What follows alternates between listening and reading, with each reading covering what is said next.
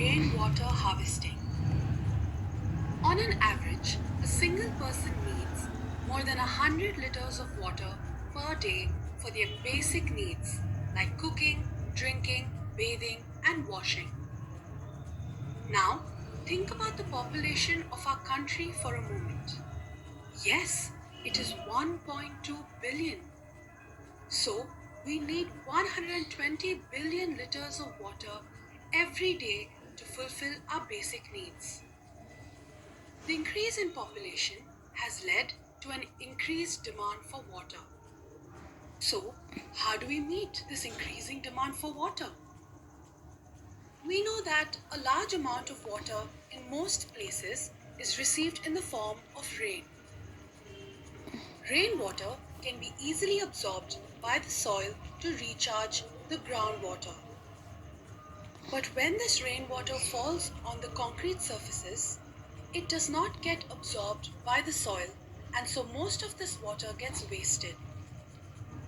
Instead of letting this water get wasted, we can collect and store it for later use. This method of collecting and storing rainwater for future use is known as rainwater harvesting. This technique can be implemented by making simple design changes to our houses, other buildings, and city drains. There are different methods of rainwater harvesting, and two of those methods are rooftop rainwater harvesting and surface runoff harvesting. Let us understand each of them in detail. First is rooftop rainwater harvesting, which can be done in two ways. In the first way, the rainwater is collected on the roof of a building. Then, with the help of a pipe, it is transferred to a storage tank. This water is then filtered and used.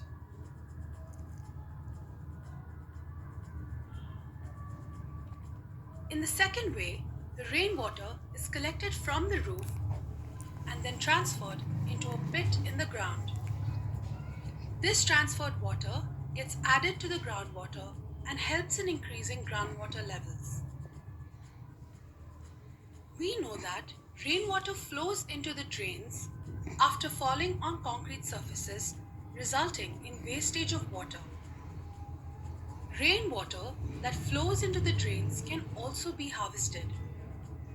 In this method of harvesting, the drains are modified to collect the water in a pit. The water collected in the pit is absorbed by the soil to recharge the groundwater.